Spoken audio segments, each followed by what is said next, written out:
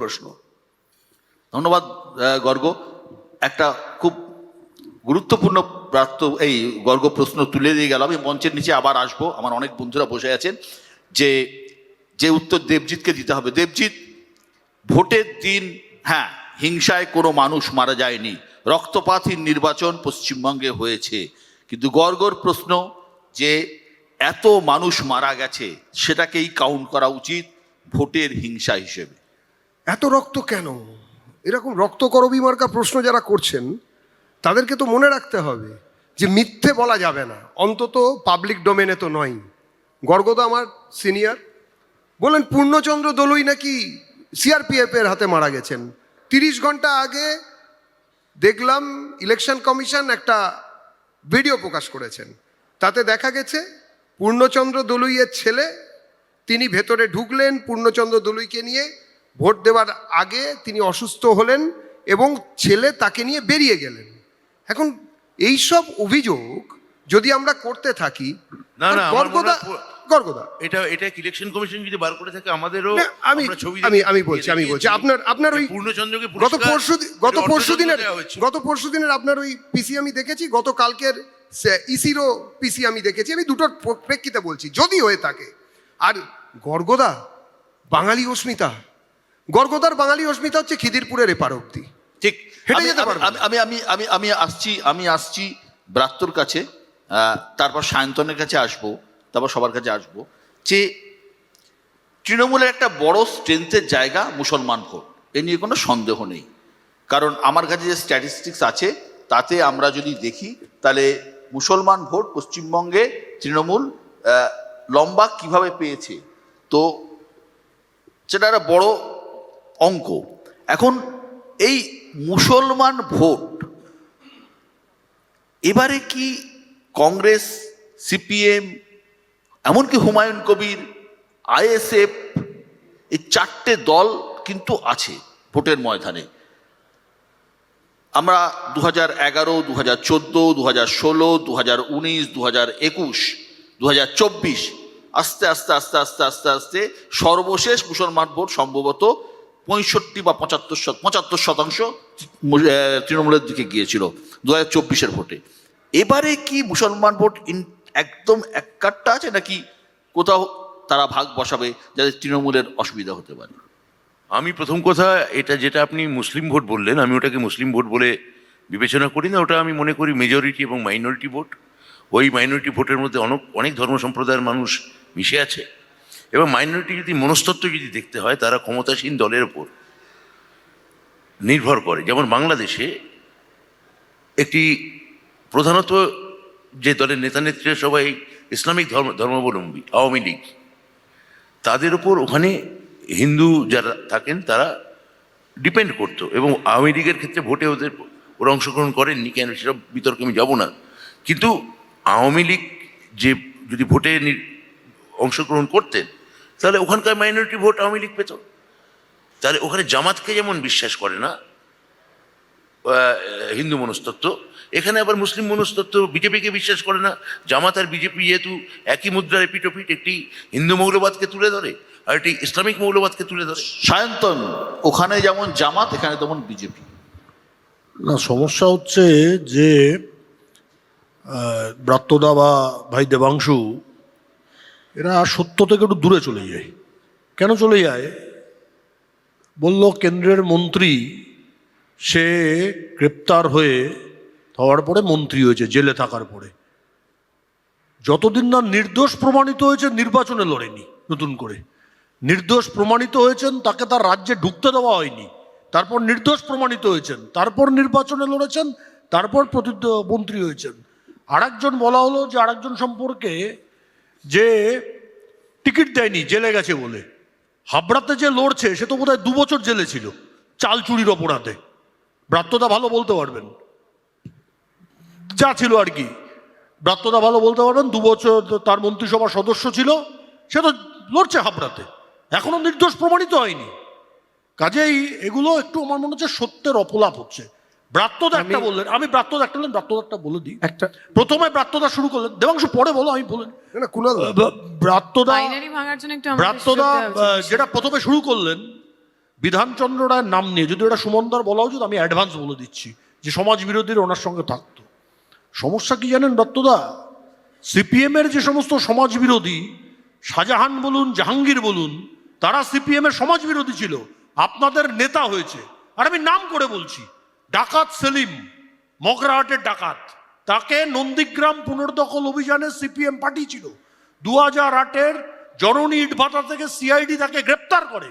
সেই ডাকাত সেলিমকে আপনারা 2013-তে মগরাহাটে নির্বাচিত করে পঞ্চায়েত সমিতির সহসভাপতি করেছেন।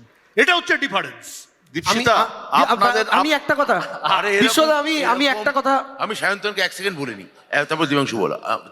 অমিত শাহের প্রসঙ্গটা তুমি বলবে, তোমাকে উনি বলেছেন।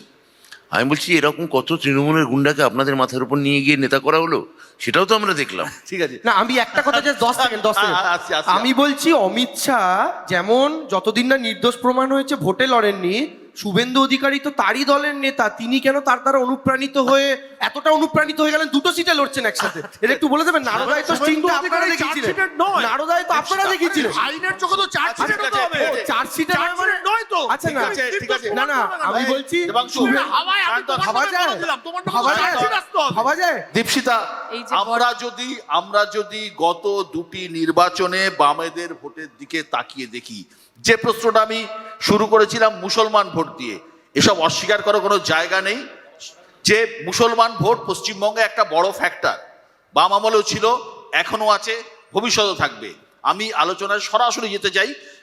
আমি যেহেতু প্রশ্নটা ব্রাত্যকে করেছি, সায়ন্তন উত্তর দিয়েছে, আমি তোমাকে জানতে চাইছি, গত দুটি নির্বাচনে বামেদের ভোটের দিকে যদি তাকাই, 2021 বা 2024 সালে যে কটি আসনে বামেরা দ্বিতীয় স্থানে ছিল বা সামান্য ভোটের জন্য তৃতীয় হয়েছিল, সবকটি হয় মুর্শিদাবাদ বা এই ধরনের আসনে। এটা কেন?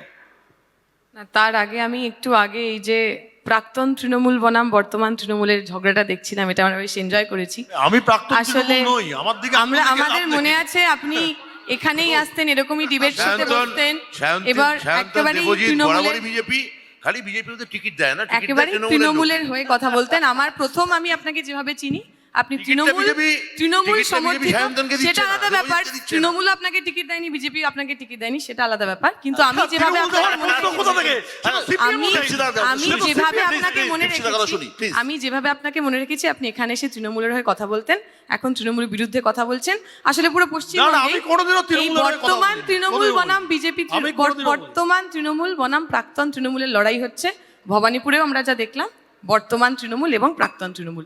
দ্বিতীয় যে কথা আপনি বলছেন, মানে মালদার খগেন মুর্মুর কথা বলছেন না? হ্যাঁ? মালদার খগেন মুর্মু, আমি ভবানীপুরের ওই যে CPM ছেড়ে আমি BJP তে ভবানীপুরের শুভেন্দু দুবার MP অধিকারী, হয়েছে। যে শুভেন্দু অধিকারী একসময় তৃণমূলের শাহজাহান, সেকেন্ড হ্যান্ড ছিলেন শাহজাহান, এবং আগে আজকে CPM মমতা দাও, বলতে দাও, ব্যানার্জি, জাহাঙ্গীর, যে আগে মমতা বলতে দাও, ব্যানার্জি, please, যে please মমতা বলতে দাও, ব্যানার্জি বলতে দাও, রাজ্যের বলতে দাও, মুখ্যমন্ত্রী, বলতে দাও। এবং আপনারাই যে শায়ন কথা বলতে স্বীকার দাও। করেছেন, যারা একসময় শায়ন বলতে দাও। তৃণমূলের গুন্ডা ছিল, যারা একসময় সিপিএম এর গুন্ডা ছিল, তারাই আজকে কেউ কেউ তৃণমূলের নেতা হয়েছেন, কেউ কেউ বিজেপির নেতা হয়েছেন। এটাই আসলে পার্থক্য। আমাদের সময় যিনি গুন্ডা ছিলেন, আমাদের সময় যিনি এক্সেপশন ছিলেন, আজকে সেই সমস্ত গন্ডগোলগুলো আপনারা দুজনে মিলে প্রাতিষ্ঠানিক করেছেন। তারপরে এখন যে দীপশিতা কথা আপনি ভাবা উচিত বলছেন, যে দেবাংশু, লোককে একটু বলতেই হবে। দেবাংশু, বলো, তুমি আমি লাইভে বলছি অনেক দীপশিতা- কথা বলো, সবসময় তুমি বললে হবে কি করে? আমি বলছি এখনো দীপশিতার তো- এটাও ভাবা উচিত এখনো যে তো CPM আমরা এর- ডেমোক্রেসিতে বসবাস আমি করি। বলছি প্রতিবার যদি দেবাংশী কথা বলে, বাকিরা কথা বলবে কি please করে? বলো। এখনো তো আমরা আমি বলছি ডেমোক্রেসিতে বসবাস CPM করি। এর তার মানে- যখন আমরা কথা বলবো তখন দেবাংশুকে শুনতে শুনবো। হবে, যেমন যখন দেবাংশু কথা বলছিল আমরা শুনছিলাম। শুনি এটা দেবাংশু, বেসিক দেবাংশু, সম্ভব। please।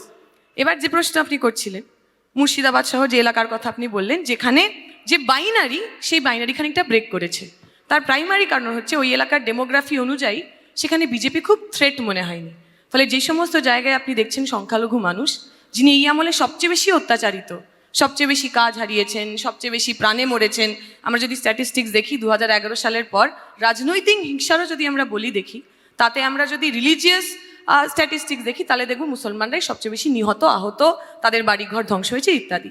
ফলে মুসলমান সম্প্রদায় ইন জেনারেল তারা সবচেয়ে বেশি আক্রান্ত। তবুও বিভিন্ন জায়গায় তারা তৃণমূলকে ভোট করেছেন খানিকটা বাধ্য হয়ে। যে কথা আমি বলছিলাম, গ্রেটার রিভিল, রেসার রিভিল, এই যে মাথার মধ্যে ঢুকে গেছে, এবং খুব স্বাভাবিকভাবেই তারা দেখছেন বিজেপি যেভাবে, যে ভাষ্যে কথা বলছেন, আমরা আসলে সবাইকে বাংলাদেশে পাঠাবো, কার্গিল যুদ্ধ লড়েছেন একজন মানুষ, SIR-এ তার নাম কাটা গেছে, ফলে এই ভয়টা তো স্বাভাবিক। এই ভয় থেকেই অনেকের মনে হয়েছিল যে মমতা ব্যানার্জি হয়তো মাসিয়া হতে পারে। তাই বিভিন্ন জায়গায় যেখানে বাইনারি হয়েছেন, যে সংখ্যালঘু মানুষ তৃণমূলকে অপছন্দ করেন লেসার রিভিল হিসেবে, তারা কোথাও কোথাও ভোট করেছেন। যেখানে গ্রেটার রিভিলের থ্রেট নেই, সেখানে মানুষ তার পছন্দ মতো দুর্নীতির বিরুদ্ধে, অত্যাচারের বিরুদ্ধে, সাম্প্রদায়িকতার বিরুদ্ধে আমাদের এই যে অক্ষ, সেই অক্ষকে বেছে নিয়ে গ্রেটার ইভিল, লেসার ইভিল, আর সিপিএম তাহলে হচ্ছে No evil. No evil. Evilless. Demat devil, No evil. মানে শূন্য গোল। ডিমের ডেভিল হওয়া সত্ত্বেও আমাদের একজন মন্ত্রীকে এখনো জেল খাটতে হয়নি ব্রাত্যদা। আপনার যিনি পূর্বসূরি ছিল তিনি জেলের মধ্যে ছিলেন 34 বছরে। এক সেকেন্ড বলেনি, ব্রাত্যদা একটা কথা বলেছেন ডিমের ডেভিল। 34 বছর আমরা ক্ষমতায় ছিলাম, আমাদের অনেকগুলো শিক্ষামন্ত্রী ছিল, একজনও কেউ জেলে যায়নি। আসছি আমি একটা লাইন বলে দিই শুধু একটা লাইন, সেটা হচ্ছে পশ্চিমবঙ্গে চিরকাল বাইনারি পলিটিক্স আছে। এবার প্রথমবার সংখ্যালঘু সমাজের মানুষও বুঝতে পেরেছেন মমতা বন্দ্যোপাধ্যায়ের সঙ্গে থেকে কোনো লাভ নেই। উনি চলে যাচ্ছেন, ওনার সরকার চলে যাচ্ছে, এটা নিশ্চিত হয়েছে। তার জন্য তারা এবার ওখান থেকে আর এইটাই আসল সেটিং, এইটাই আসল সেটিং, এইটাই আসল সেটিং। ওটাই setting। আর দীপশিতা একটা কথা বলছে, কার সাথে কার setting আমি জানি না। সবাইকে 30 সেকেন্ড, দাদা সবাইকে 30 সেকেন্ড, আমি একটা 30 এই দাদা আমি একটা 30 সেকেন্ড রিজার্ভ করি। আসছি না। সুমন, যখন এই মুসলিম প্রসঙ্গটা আসলো, আমি দুটো আসনের কথা বলবো, একটা বহরমপুর, একটা মুর্শিদাবাদ। এই দুটি আসনে মুসলিম ভোটের সংখ্যা 50% বেশি। বহরমপুরে তোমাদের নেতা অধীর চৌধুরী দাঁড়িয়েছেন। গত বিধানসভা ভোটে এই দুটি আসনেই মুসলিম ভোট কিন্তু 50% বেশি, তাও এই দুটি আসনই কিন্তু বিজেপি জিতেছিল। 26-এ এই ধরনের সিটগুলোতে চমকের কতটা সম্ভাবনা আছে? প্রথম কথা, আমি মনে করি যে ভারতীয় জনতা পার্টি যতই মুখে বলুক বা হিন্দুত্বের কথা বলার পরেও তারা বলে আমরা সবকা সাথ, সবকা বিকাশ, এইসব নানা ধরনের ন্যারেটিভ ইউজ করে। At the end of the day ওরা একটি সম্প্রদায়েরকে ভোট ব্যাংক বানিয়ে রাজনীতি করতে চায়। এটা যেসব জায়গায় বিজেপি নির্বাচিতও হয়েছে সেই সব জায়গার সংখ্যালঘু মানুষেরা বুঝতে পেরেছে যে ভোট দেওয়াটা ভুল হয়েছে ভারতীয় জনতা পার্টিকে। আর দ্বিতীয় কথা, কেন কংগ্রেসকে সংখ্যালঘুরা সমর্থন করবে? আপনি একটা কথা বলুন বিশ্বদা, মমতা বন্দ্যোপাধ্যায় ক্ষমতায় আসার পর থেকে অনেকে বলে উনি তো 27% ভোট নিয়ে ব্যাটিং করতে নামেন, উনি তো 30% ভোট নিয়ে ব্যাটিং করতে নামেন। 2011 সালের পর থেকে সংখ্যালঘু সম্প্রদায়ের জন্য মমতা বন্দ্যোপাধ্যায় কে স্পেসিফিক কি করেছেন তার তার সেই বিষয়টা কিন্তু সংখ্যালঘু সম্প্রদায়ের মানুষের কাছে সম্পূর্ণভাবে ক্লিয়ার। একমাত্র ওনার ন্যারেটিভ কি, আমি তোমাদের মাসিহা, আমি থাকলে কেউ তোমাদের আঘাত করতে পারবে না। এটা ছাড়া উনি কি করেছেন, আরএসএস এর শাখার সংখ্যা 4 গুণ করে ফেলেছেন 2011 সালে। সেটাও তো সংখ্যালঘু সম্প্রদায়ের মানুষ দেখছে। তাই তারা প্লিজ একটা লাইন, আর কত কোথাও একটা এসআইআর কি মুসলমানদেরকে একজোট করে দিচ্ছে? মক ফাইট তো তখন থেকে চলছে প্যানেলে। এক মিনিট, কোথাও একটা এসআইআর কা মুসলমানদেরকে একজোট করে দিচ্ছে? আরে আমি বলছি সুমনদা, যে প্রকল্পগুলো হিন্দুরা পেয়েছে ওগুলো মুসলমানরাও পেয়েছে। বাংলা আলাদা করে হিন্দু মুসলমান কারোর জন্য কাজ করতে হয় না। এসআইআর ফ্যাক্টর মুসলমানদের আলাদা করে দিচ্ছে, হিন্দুরাও পেয়েছে। আপনি একজন মুসলমান ভেবে নিজেকে ভাবুন, এখানে এবারের ভোটে যদি তৃণমূল ক্ষমতায় না আসে, ক্ষমতায় কে আসবে? ভারতীয় জনতা পার্টি। সুতরাং তৃণমূলকে তারা যতই অপছন্দ আপনি তো বিশ্লেষক, আমার বিশ্বাস, আপনি বিশ্লেষণ করেই বলছি, আমার বিশ্বাস মুসলমান ভোটটা আরো বেশি কনসেন্ট্রেট করবে তৃণমূলের বাক্সে, ঠিক যেভাবে হিন্দু ভোট কনসেন্ট্রেট করবে বিজেপি। আমি একটা কথা বলছি, আমি একটা কথা খালি বলে খালি একটা রেফারেন্স দিতে চাই। একটা মানচিত্র যদি সবাইকে বলছি, যদি দেখেন যে যেই সব জায়গাতে এইবারের ভোটে, বাংলাদেশের ভোটে যেখানে জামাত জিতেছে, ঠিক সীমান্তের উল্টো দিকে সেই সমস্ত সিটগুলিতে বিজেপি জিতেছে। অর্থাৎ এই বাইনারিটাও আছে। আপনারা বাংলাদেশ এবং পশ্চিমবঙ্গের ম্যাপ খুলে দেখবেন।